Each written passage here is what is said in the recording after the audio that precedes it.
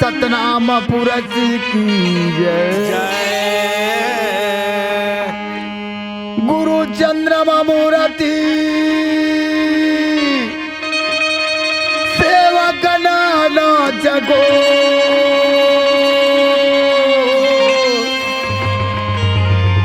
आठों पहर पर खतर होगा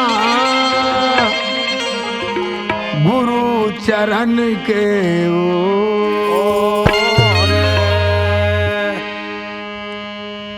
तोर कंचन जैसे काया भैया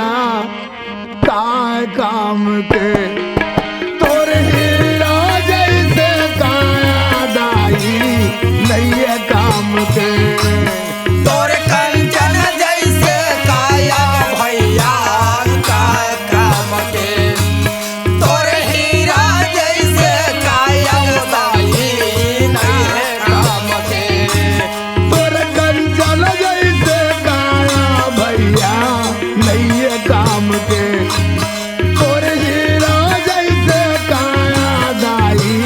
काय काम के तोर कंचन जैसे काया भैया नैया काम के तोर हीरा जैसे काया दाई काय काम के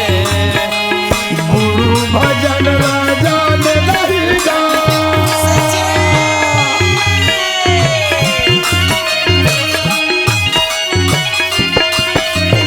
गुरु भजन राजा ने नहीं गा नरक के द्वारी लपाने भैया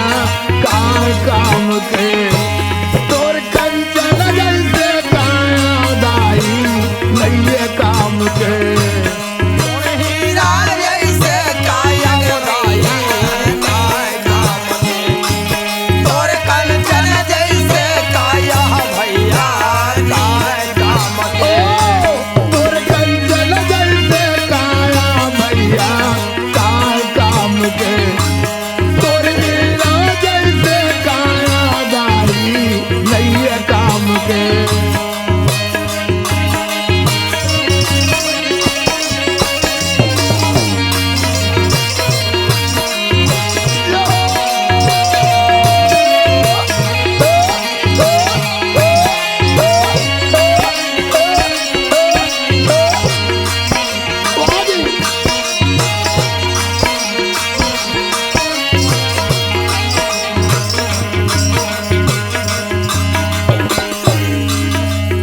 लख चौरासी यो नील भोग के मानुष तन ला पाए लाख 84 भोग मानुष तन ला पाए लख चौरासी यो नील भोग के मानुष तन ला पाए लाख 84 भोग मानुष तन ला पाए मानुष तन ला पाके गाता मोह माया म भुलाए मानुष तन ला पाके भैया मोह माया म भुलाए गुरु भजन ला डालेगा भैया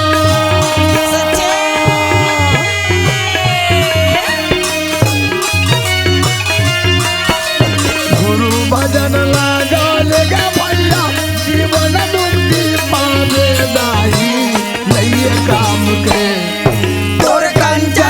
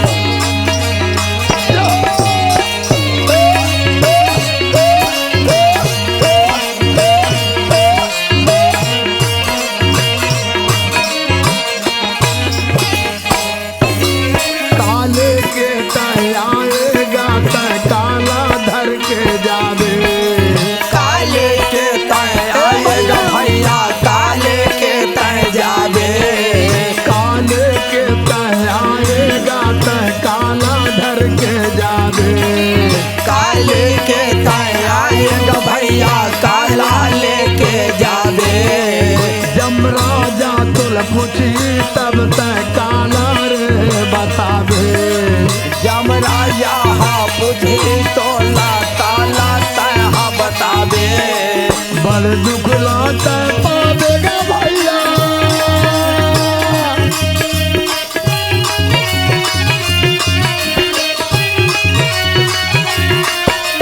बड़ दुख लाता पावेगा भैया नरक के द्वार बजा के भैया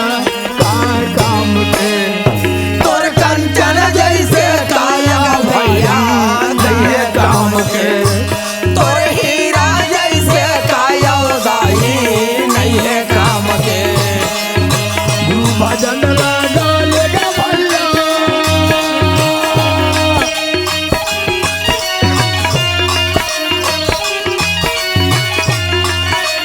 गुरु भजन लगा लेगा भैया जीवन मुक्ति पावे दाई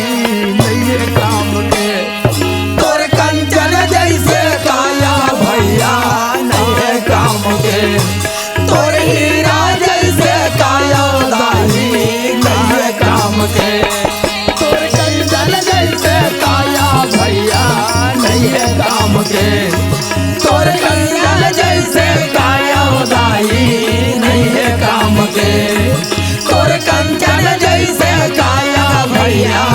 काय काम के अरे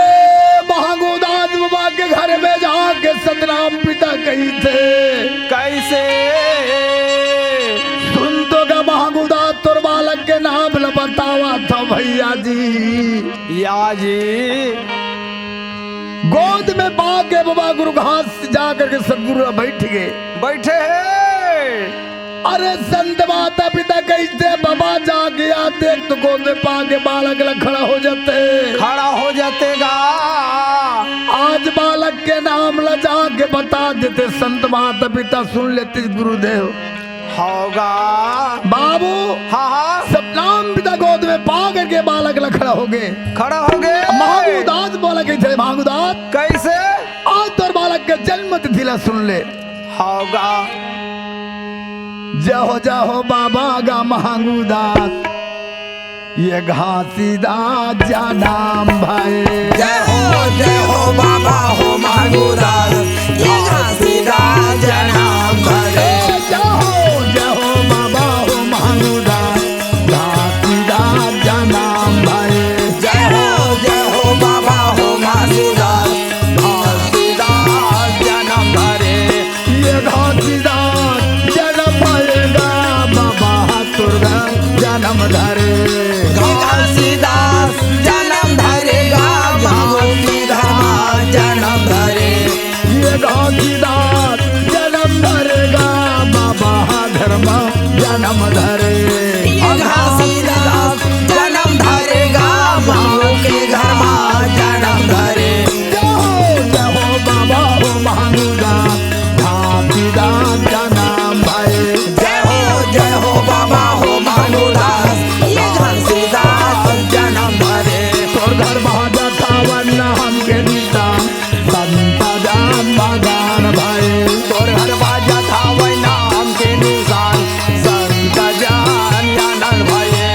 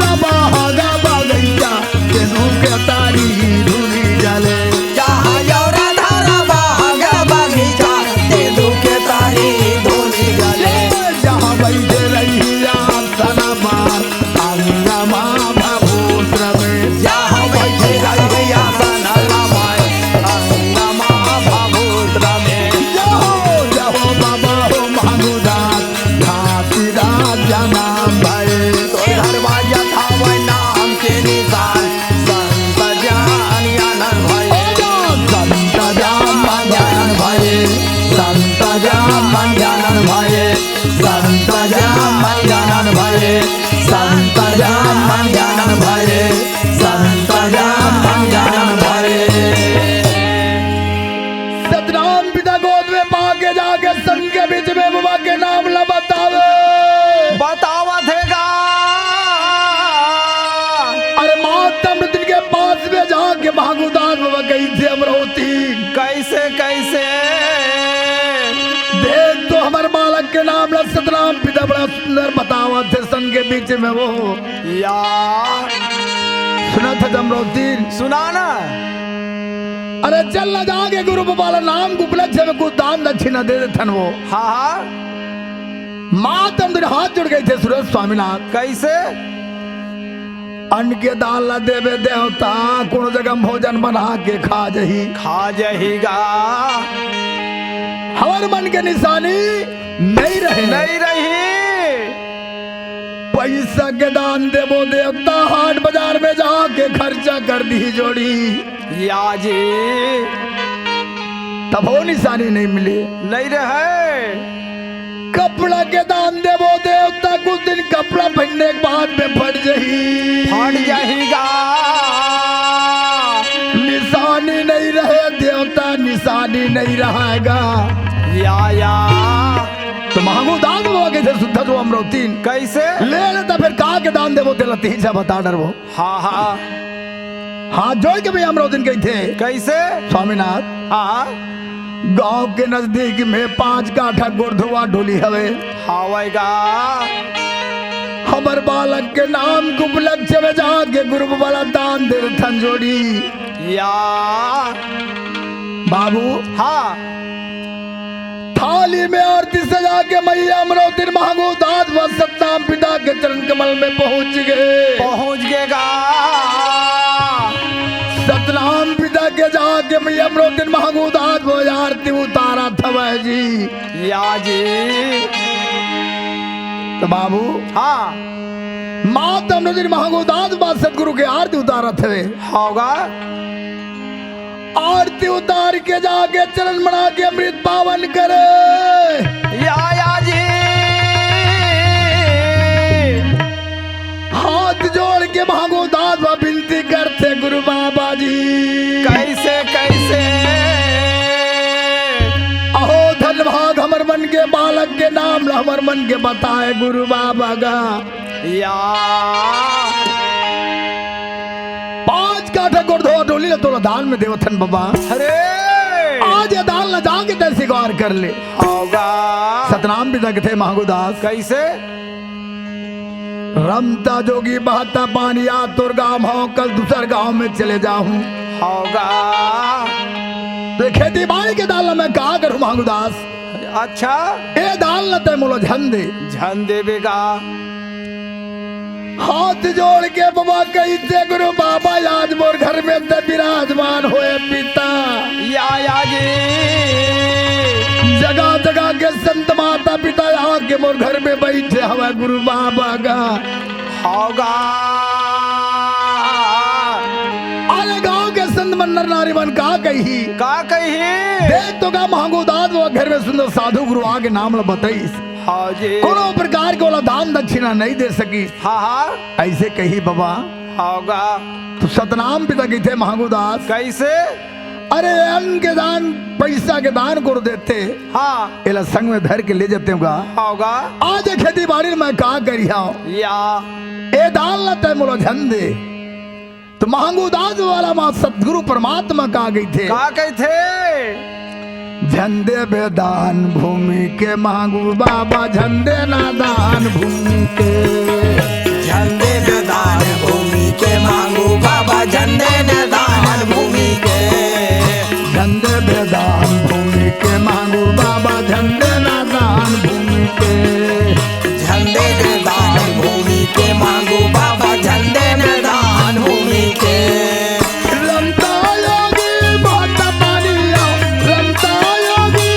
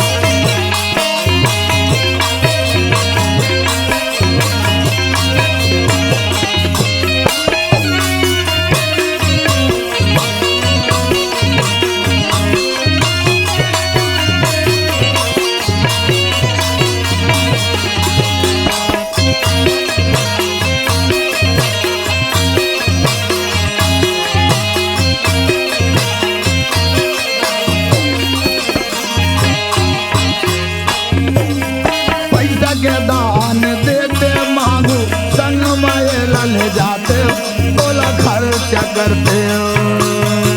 पैसा के दान ला दे देवे मांगू संग में ले जाते बोला खर्चा कर जाते कपड़ा के दान ला देते मांगू संग में ला ले जाते तेला पहन के देते कपड़ा के दान ला दे देवे मांगू संग में ले जाते तेला पहिला लेते रमता योगी बात बढ़िया दोहाले जगा के झंडे बेदान भूमि के मांगो बाबा झंडे बेदान भूमि के झंडे बेदान भूमि के मांगो बाबा झंडे बेदान भूमि के रमता जोगी बड़का बढ़िया रमता जोगी बड़का बढ़िया दोहाले के जगह के झंडे बेदान भूमि के मांगो बाबा झंडे बेदान भूमि के झंडे बेदान भूमि के मांगो बाबा झंडे बेदान भूमि के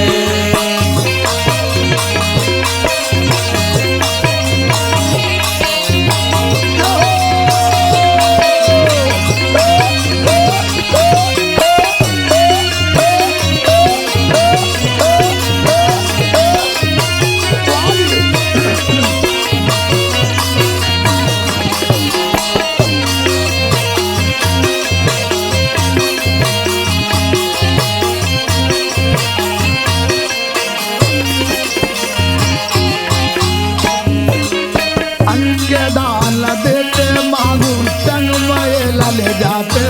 तेला भोजन बनाते अन्न के दान ला देते वे मांगो संग में ले जाते बेला भोजन बनाते खेती के दान ला काकर हूँ मांगू संग में ला नहीं लावा मैं हताल करते खेती के दान देते मांगो संग में नहीं ले जावा एला का करवा रमता योगी बात बढ़िया रमता योगी बात बढ़िया दोहाले जगा के झंडे बेदान भूमि के मांगो बाबा झंडे बेदान भूमि के झंडे बेदान भूमि के मांगो बाबा झंडे बेदान भूमि के झंडे बेदान भूमि के मांगो बाबा झंडे बेदान भूमि के झंडे बेदान भूमि के मांगो बाबा झंडे बेदान भूमि के झंडे बेदान भूमि के झंडे बेदान भूमि के मातम रोतिर महागोदार में सतनाम पिता कहते बेटा ये खेती के दान ला मैं का करी होगा करी होगा झंडे मांगू झंडे हाँ मांगू दान बगे थे बाबा कैसे आज ये मोर गरीब के घर में तो आगे विराजमान है पिता होगा दान ला स्वीकार कर ले गुरु बाबा जी दान ला स्वीकार कर ले पिता तोर 10 उंगली की मैं विनती करत हो अरे दान स्वीकार करे सतनाम पिता जाकर मांगू दान बाबा के घर ले निकल गए होगा गोपाल मरार के घर में जाके आज पहुंच गएगा दरवाजा के पास में जाके गोपाल मरार बैठे सदगुरु परमात्मा ला देख डरी से भैया कैसे कैसे साधु गुरु ला देख के दौड़ते हुए आके डंडा शरण बाबा के चरण में गिर गए जी या जी ओ धनभाग गुरु बाबा अरे आज मैं तो दर्शन ला पा गया होगा घर में जाके बैठा रे गोपाल मरार जाके सदगुरु के सुंदर चरण बनावा थे हाँ जी आरती करके जाके सतनाम पिता ला भजे भजा थे गा सतनाम पिता गोपाल मरार ला कही थे भैया सुन तो महागुदास के घर लावा था वाह भाई महागुदास मलो अगर बालक के नाम ला बता तो खेती के दान मोलो देवे होगा जब तक ये गांव में मैं नहीं आऊं हाँ ये खेती ला तोर पास में छोड़ के जात हूँ या और जे दिन को मैं आ गया ना तब तो खेती तोला छोड़े पड़ी हाँ जी अमर लोक में सतनाम पिता चले गए। चले गएगा लगा पौना बाबा के घर में भोजन खा के 1 दिन 2 दिन रुके। या सब संत महात्मा जाकर के अपन अपन घर में पहुंच गएगा। या जी बाबू हाँ बाबा के सेवा वजात में अमरोती होगा। पलना बना के बाबा सोआवा था भैया रे लोरी गा के दाई मोर सुनावा था या बाबू। हाँ माँ तब दिन कहा गई थे का कहे थे घासी मांग थे रोटी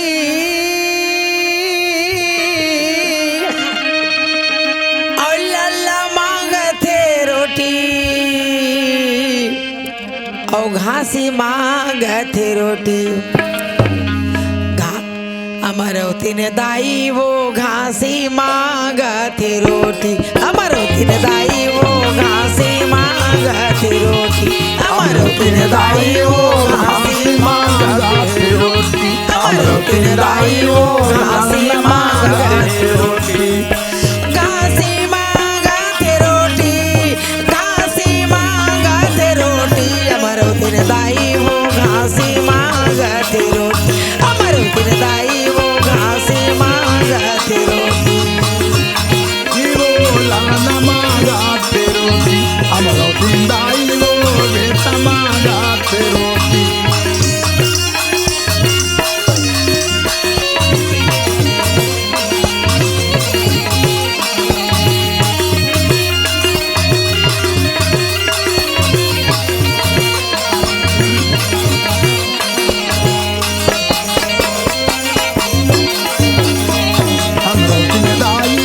लाना मांगा थे रोटी अमरोती दाई वो बेटा मांगा थे रोटी।